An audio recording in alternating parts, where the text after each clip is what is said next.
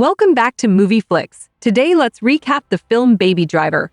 This quiet dork is secretly a goated, getaway driver, but when things go wrong, and the bad guys want to clap his girl, he has to fight for his life, so this red car arrives in front of a bank and we now see the faces of guys in the car. One by one all the passengers look like thieves. The lady looks like she can steal my heart, so that counts too, but the driver just looks like a baby, and you won't believe this, but his name is Baby. Baby starts playing music on his iPod and the rest of the guys get out of the car. They take their stuff from the trunk and head into the bank. While they're in the bank, Baby's having the performance of a lifetime in the car, but when a cop car flies by him, he's brought back to reality. He looks in the bank and can see his guys rounding off, so he knows it's about to be showtime. He's now getting himself ready as his guns run out of the bank and into the car. He does a quick reverse, then a sharp turn, and he's on his way. However, the police are on his tail, but he's doing a pretty good job at losing them. He now has about 5 police cars chasing him. It's like Vice City up in here, but Baby is playing it really cool, just swerving out of every danger. That it gets to a point where he gets in the middle of 2 other red cars on the highway. A police chopper has eyes on him, but he goes into the bridge and quickly switches lanes with the car on the left. Of course, the chopper didn't catch that, so they still think he's the one in the middle. That's how they managed to escape. They dumped the red car in a parking lot, quickly changed clothes and cars, and the lady drives them off. Now we see Baby really enjoying his walk with his earphones on. This is how you walk when you've just had a big payout.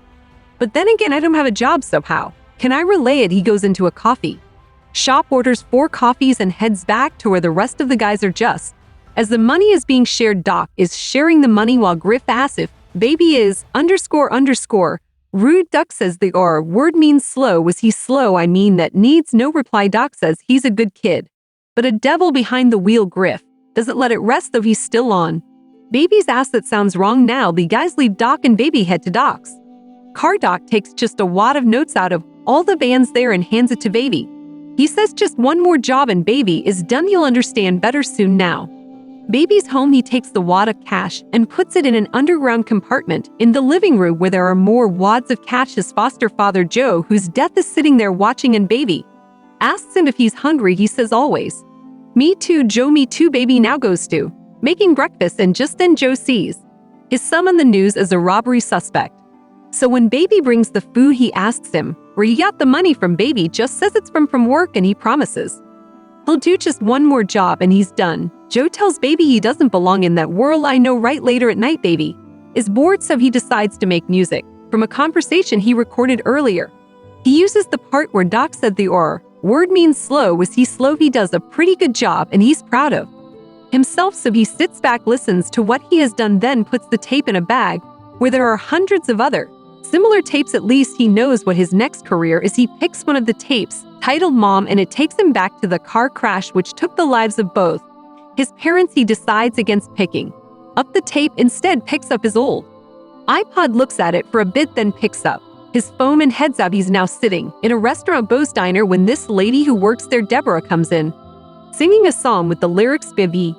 He quickly records that part as he stares at her. He stares so much that he doesn't even notice her walking back towards him. She comes and asks him what he wants. She's really friendly too. Friendly, you might think she's flirting with you if you're uncareful. While they're talking, the burner vibrates. She asks him what he does, and he says he's a driver. She then says she's somehow jealous that sometimes all she wants to do is head west on 20 in a car she can't afford. With a plan she doesn't have, just her music and the road. Baby says he'd like that too. The cook now clears his throat loudly to break that off. Baby tells her she's so beautiful just before she leaves. This is love at first sight. Cannot relate. She's humming that same song as she's leaving. Baby asks her what that song is. Next thing we see, he's buying the record, then dancing to it at the house in front of his ad. Joe has not even seen the girl, but seeing how she makes Baby feel, he says he approves of her. The Doc breaks up the fun. There's a new job Baby made stocked at the new location, and he's introduced to the new crew. That's Eddie, known as JG, and then Bats. The guys are asking why Baby is always listening to music, and Doc tells them he has tinnitus from an accident he had when he was a kid. That means his ear is always ranking Bats. Then goes over to Doc and asks him about Baby. Doc tells him Baby has been driving since he could see over the dashboard. He tells him some of the amazing stuff the boy has done, including stealing his own Mercedes. Now that's why Baby owes Doc. The next day we see the crew in the car. They arrive at the target location, and somewhere by the corner a man has his eyes on that you can tell he's a little suspicious anyway. JD tosses the mess to Bats and Eddie, while Baby starts his song. They go do their thing and get back in the truck. Easy peasy, but just as Baby starts driving off, that man who is suspicious tries to stop them. He runs his car into theirs and even shoots with them. He's probably ex-mil because these revolvers and Glocks he's bringing out are some heavy stuff, but what he doesn't know is that this is Baby he's dealing with. Of course he gets away, it's not easy, but it's Baby. They're on the highway now and they find out that the military guy is still on their tail. Batch tries to shoot him, but Baby stops him by swerving off. The guy tries to do what Baby just did, but he quickly finds out that he doesn't have the sauce like Baby. He crashes so bad Baby keeps driving and they get in traffic, so they all come down and go to steal a car at the front of the traffic. Bats doesn't care that the woman has a baby in there. He still commandeers the car. The light now turns green and they drive off. While they're in the car, JD mentions that he left his shotgun behind. Costly mistake. They get to a parking lot, switch cars, and split up. In no time they arrive at the rendezvous location and Baby goes to get the coffee. He's not as jovial as the last time. He comes back to find out that JD has been made to go missing permanently. Next up, Baby and Doc take the bags to the car. Doc gives him a wad of cash and tells him he's all paid off now, but he has one last job to do, and that is to sunset the ride where JD's body is in. We quickly cut to the ride being squeezed and crushed, and all that is taking Baby back to his younger days when he saw his mom performing when she got him his first iPod, when he saw her being beaten up by his dad, and then the accident brings him back to the President Wholesome. He just plays a song on his iPod, dumps his gloves the burner, and leaves. He heads back to Bo's diner, and who's the first person he sees? Deborah. Deborah's colleague tells her she thinks Baby's mom used to work here. Deborah goes by his table and drops the coffee and starts the conversation with him. They talk about music basically, and boy can Debbie saying she takes his recorder and sings into it. There's real chemistry between these two. Deborah just straight up asks her if his mom used to work here, and he says sometimes, but she was also a singer. She then asks what she does now, and he just says nothing. They say a few more irrelevant things and then they leave off to the laundromat. She likes the song he played for her and they get talking. He tells her about his tinnitus and how he got it from an accident which took his parents' lives. She has a sad story too. Her mom is also late and she looked after her for a while before she died. Anyway, they set up a proper date and now we see Baby at home super happy. He tells Joe a little about Deborah, then he drops the wand of cash from Doc and tells Joe he's done for real now. Jonah tells him to go get a job as a pizza delivery guy because wouldn't it be great to bring joy to people when he drives. Baby agrees and goes to get the job. The first customer he delivers to is surprised at how fast the pizza came. Well, let me introduce you to the Baby driver. He goes home, counts his money, and Joe makes a reference, Deborah not putting our life in danger. Next thing we see is Baby and Debbie on a date. You can tell they're having a good time until the waiter comes and tells them someone already took care of the bill. Who did? Doc. So Baby goes to Doc and you guessed it, he wants him for another job. Baby first says no, but Doc tells him he'd break his legs and kill everyone he loves if he refuses. No chill, so Baby has no other option but that changes his entire mood. And Deborah notices on the drive back home she tries to get him to talk, but he can't really tell her what's going on. Can he? But if the lips can't talk, there's surely one other thing they can always do. Anyway, they make plans for tomorrow. Next day, Doc comes to pick him up and they drive to the post office. The job is happening tomorrow, but he needs Baby to go in there today to get information about the place, the number of customers, employees, security cameras, if the security guard is armed, all that stuff. Doc tells him to go in with his nephew Sam because it's less suspicious, but the little boy is important for more than just erasing suspicion. While Baby is still struggling with taking note of everything, Sam gives him all the information that's required. So Baby Juice gets some stamps and goes. They head back to the car and he relates the information to Doc, after which he takes Baby back home. Baby heads upstairs and calls Deborah. He has to see Doc tonight, so their plans are canceled.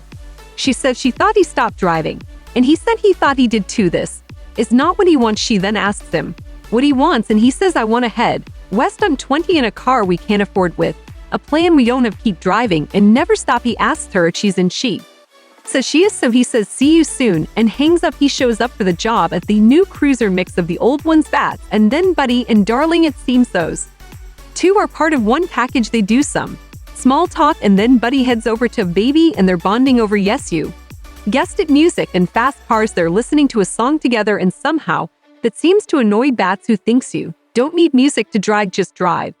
Anyway, Doc comes and breaks up the conversations. He begins to read out the plans to hit the post office as well as the tools they'll be needing tonight. They pick up their gods and after that, they'll all be spending the night here. And they're off. Bats asks Baby to pull over because he wants to be. He does. Bats gets off and the lovebirds are at it. Again as they're hanging out, Darling tells Buddy she wants him to clap Bats after the job because he looked at her funny. Oh wow. Anyway, that comes back. And they leave. They head straight to the pickup location. This little man dressed in all white removes a cloth and viola. All sorts of firearms, grenades too. If you thought this was going to be a simple purchase, think again because things very soon light up. Bats takes the first shot and soon turns into a full-blown shootout. Baby very nearly gets clapped, but Bats comes and saves him. They finish off the other guys, but Darling gets a bullet to the hand. Darling and Buddy are yelling at Bats now, but he explains that he starts shooting because he noticed APD written on one of the boxes and clocked that the guys were cops. While they're still yelling at each other, one of the guys stands up and tries to drive off, but Bats, Buddy, and Darling stop him in his tracks. They head off in a different car from the one they came in. Bats throws a grenade in the car that guy just tried to escape in, and they hit the highway. As Baby is driving, Bats tells him to stop at Bo's Diner because he's hungry. Baby says no. Bats can't fathom being told no, so he yells and Baby stops the car. Baby says he doesn't want to go in there, and we all know why, but he can't tell that's the real reason. So he says it's because the place sucks, but Bats knows it's more than that, so insists they all go in. Deborah is on duty. Baby has a stray face, and Deborah already knows something's off. The mean-looking men behind him don't help matters at all. They get a scene and Deborah comes to get their orders. Deborah and Baby exchange looks, and she leaves. Bat seems to have Buddy all figured out. He tells him he can tell he used to be a stockbroker and then got caught crazy in debt, which drove him into the world of crime. It seems he's right because see that look on Buddy's face. Darling comes Buddy down and tells Bats that he thinks he knows them, but he actually doesn't. He tells him he doesn't want to see Buddy mad. She says when he sees red you won't see nothing but black. Kind of a banger line. Batches clap sarcastically in response to that. Just then Deborah comes with the drinks and as she leaves, Bats asks Baby if he knows her. He denies her like Peter did Jesus, and Bats takes out his gun to go clap her. Baby holds it that says okay, tells him to tip the nice lady, then leaves. Buddy and Darling follow. I thought this guy said he was hungry. Baby goes to tip Deborah and he slides in a napkin. She opens it and it says road trip to AMO. He plans to ditch Doc now. This won't end well. Anyway, the crew heads back to base, and the first thing Doc says is that he didn't hear the word bananas. Normally, when a deal is done with his clients, they call him, say the word bananas and hang up, but he didn't hear bananas tonight, so he's going bananas. Bazinga, that says his class were cops. Duck says he knows they were his cops, so Bats lies that they fired first, and Buddy covers up for him, but that's not enough for Doc. He calls off the job and tells him to get out of town, but Bats says he's not running. He says they should drive into the storm. Doc then asks who's going to fence the money order since he shot the fans. Bat says Buddy has a guy, but he says yes he does, that wants to hear from Baby. He says it's his call. Baby's vote is yes. He walks off, but he looks at him suspiciously. Maybe he's now replying to just conclude a conversation on his recorder. Then he starts picturing himself with Deborah. He snaps back to reality at about a minute to 2 a.m. and now he tries to sneak out, but not so fast. Of course, he finds Buddy standing waiting for him, but he asks him where he's going. Baby says coffee. Not a smart answer, but he is now telling Baby that if he's just in this for the buzz, if driving is just an escape for him, then he'd better leave and not come back. Sounds like a brilliant suggestion. Thanks, boss. But here comes Bats to ruin everything.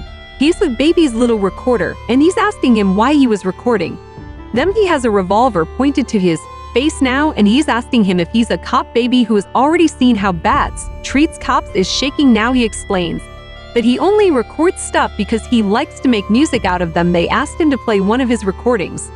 Then but he tells them they're all at home, so they knock him out cold and go get all of his recordings. By the time he wakes up, he's in front of the entire crew and his tapes are thrown out on the table. Doc is asking Baby to explain, but the only thing on his mind is Joe. He asked what they did to him, and Bats just comes out on Joe's wheelchair. That's not a good sign. Now he puts in a tape, and it's the "Was he slow one Darling like," said Docton, picks out the one named Deborah, and Darling figure years. That's the girl from the diner. Bats now asked why he said he didn't know her, and Buddy asked if he has been talking about them to Deborah. Troubled Doc is fed up. He says, "Take this fool back to __. I'll find another driver for tomorrow." And Baby gets up and says, "No, you're not getting a new driver. I've been on every job since we met. I'm your driver. Tomorrow I'm driving." Doc loves the energy, so Baby's back on the job. Meanwhile, Deborah's sitting at the diner, waiting endlessly. Poor girl. The next day, the crew hit the road. It's a little cloudy. They get to the post office, and Buddy and Darling drop off at the entrance, while Baby and Bats go round back where Bats drops off. While he's waiting in the car, Baby sees a woman approaching the post office. She waves at him, and he shakes his head at her. She turns and returns with a police officer. While he's out the door of the car, the guys come out and Bats claps the cop. Then they get in the car, but Baby doesn't move. Bats is yelling at him to drive, but he's just staring. Bats says he'll shoot him if he doesn't move in. So Baby just puts his foot on the gas and runs into the truck ahead of them, which had a rod poking out. The rod runs straight into Bats' chest, and that's good night. Baby, Buddy, and Darling quickly get out, and before they know it, cops are everywhere. Buddy and Darling shoot for a bit before they join Baby and run. The cops are chasing. Apparently, Baby is not just fast behind the wheels, he's also really fast on his feet. Look how much ground he's covering. He runs into a mall, gets a change of clothes, and tries to walk off like normal, but that doesn't do him much good as the cops still spot him and continue chasing. He's running like he stole something. Oh wait, he did steal something, or at least he helped other people steal something. He gets out to the parking lot and manages to break into a car. Okay, this is where you have really lost him. You should have never let him get in a vehicle. But wait a minute, this is not exactly superhero mode. His Baby crashes into a truck before he even gets out of the parking lot. Guess who's in the truck? Darling and Buddy. They get out of the truck and tried to get into Baby's car, but the cops are already well positioned for a shootout. They clap Darling, and that brings out the Beast and Buddy. He's shooting at everyone now, including Baby. Baby tries to drive off, but that doesn't work, so he takes the bag of money, which strongly dropped in the car, and runs off. He tries to pick his iPod, but Buddy shoots the poor thing. Baby now stops an old lady and takes her car, but he doesn't just drive off. Now that his iPod is gone, he has to find the right song on the radio before he can drive. That takes a few seconds, but he does find it. He turns, tosses her back to her, and drives home. He gets home and finds Joe on the floor. The entire house is scattered. He grabs his wads of cash, stops them in Joe's jacket, and puts a call through to Bo's diner. The cook picks up, so he just tells him to tell her that Baby's comic. He hangs up, picks his iPod. He has a lot of these, obviously, and carries Joe down to the car. He uses another car, though not the one he came in. He drives Joe to an old people's home, records a message telling the listener all about Joe. Joe asks Baby if he'll come back, and he says he doesn't know. Again, Joe tells him to take care of Deborah, and just then a chopper from the Atlanta Police Department shows up with its very bright lights, but Baby disappears right in time. We now see him arriving at Bo's diner. Baby's here for his baby, but Buddy is here for him. Just then the faces of Darling and Bats are shown on the TV as the robbers who are confirmed it, but he says a few things about Darling and then picks up his pistol and points at Deborah. He asks Baby if he loves her, and he says yes, but he says that's too bad. A cop car arrives outside with the cops just want to use the bathroom, but he motions the Baby to come sit beside him. He takes one of his buds and vibes to the song Baby is listening to, but only for a few moments. He takes off the earphones and tells Baby the song is over, but he'll still have to face the music. Okay, that's a good line. After he says that, Deborah's collie comes out and asks how they're doing. As Buddy turns to reply, Baby shoots him in the chest. Pandemonium everywhere. Baby grabs Deborah and escapes through the back door, while the cop in the car runs into the restaurant. Baby tells Deborah he has to go, but Deborah says she's coming with him, so they disappear together. Meanwhile, Buddy's not going down alone. He takes the cop with him. Baby goes to a payphone, calls Doc, tells him he needs his help, but doctors hangs up. Deborah says they need to leave, but Baby says he just needs one thing first, then it would be just to have music in the road. She says they don't even have a car, and just as She says that a sweet red Mustang pulls up, baby goes and commandeers the car. He'll never get in and they drive off. They get to a parking lot and stop. Deborah has her heart in her mouth. Baby goes up to me. Doc, he tells him he needs those tapes. Doc says he isn't giving them to him. Baby says he has the money. Orders in the back he's holding and he'll trade the bag for just one of the tapes. Doc still says not when he sees Deborah come in. That seems to change his mind. He allows Baby to get the tapes. Doc is a romantic. I see he even follows them to the elevator and tells them to skip down. He gives them a bag of money and says that should be enough. Why is he being so kind, you ask? Because he was in love once. As the elevator door opens, they see three men shooting at them. Doc tells them to run while he takes care of them. Doc gets shot though, so maybe, and Deborah stopped to see if he's okay. He turns to them and says, I thought I told you to run. The cop car now arrives and Doc tells them to leave. He'll deal with the cops, but that's not the cops, it's Buddy. This guy has really survived everything. Now remember that song Buddy and Baby bonded over that other time, but he plays it from the car and puts it at the highest volume. He tells Baby it's his killer track. Duck start shooting at him. The Buddy easily runs him over. He slams into another car, then reverses and completely crushes Dog's body. Baby quickly uses that opportunity to pick a car key from the floor. He then takes the gun from his pocket and points a dead body who's driving his car. He shoots but doesn't really get muddy, so he jumps on the car and then over it. His Buddy slams into the wall. Baby and Deborah now get into a car and both cars are now doing a head-to-head race. Baby is reversing while Buddy is going forward facing him. Baby manages to get Buddy to slam into another car. Then he takes off his seatbelt and tells Deborah, we're getting out. We have to end this. By the time Buddy has gotten himself back, Baby and Deborah have left the car. He sees the car, but he doesn't see them. He's driving around calling out for Baby. Then he sees Deborah standing alone, and she just says now out of nowhere. Baby shows up in a truck and drives into Buddy's car, pushing it over the railing. But Buddy gets down just in time, still doesn't die. Baby comes out of the car and looks at the cop car burning downstairs. Then from nowhere, but he comes out and tells him he did good, but he took away something that he loves, so he has to do the same. Of course you know what that means, but before taking Deborah. But he decides to take out Baby's hearing first. He shoots so close to Baby's ears and Baby is holding his ears and breathing in pain on the floor. But before Buddy goes to attend to Deborah, she grabs a rod from the car, starts hitting him with it. That's enough distraction for Baby to pick a revolver and clap Buddy with it. He shoots at him. But he finally dies. He falls and lands right on the burning car and the thing just explodes. Next thing we see, it's morning and Deborah is driving with Baby in the front seat. He's only just waking up. Debbie is playing with his mom's tape and it seems like it's going to be happily ever after, but they get to a bridge which is blocked by cops. Deborah tries to do a quick reverse, but Baby hits the brakes. He tells her she doesn't belong in this world, takes out the key and goes out with his hands in the air. The cops come and take him in.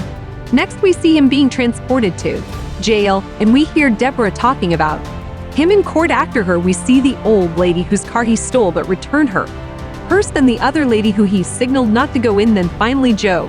My law knowledge is not so good, but I think they're all acting as character witnesses anyway. The judge sentences him to 25 years in prison subject to parole hearing after 5 years served, so I guess it's not that bad. We see Baby receiving a letter from Deborah in prison. It's pictures and some really sweet words. She said she can't wait for the day when it choose the two of them. Music and the road. Fast forward a bit, and it seems his dream has finally come. Thanks for watching. Don't forget to hit that like button, subscribe to our channel, and turn on notifications so you never miss a video. See you soon.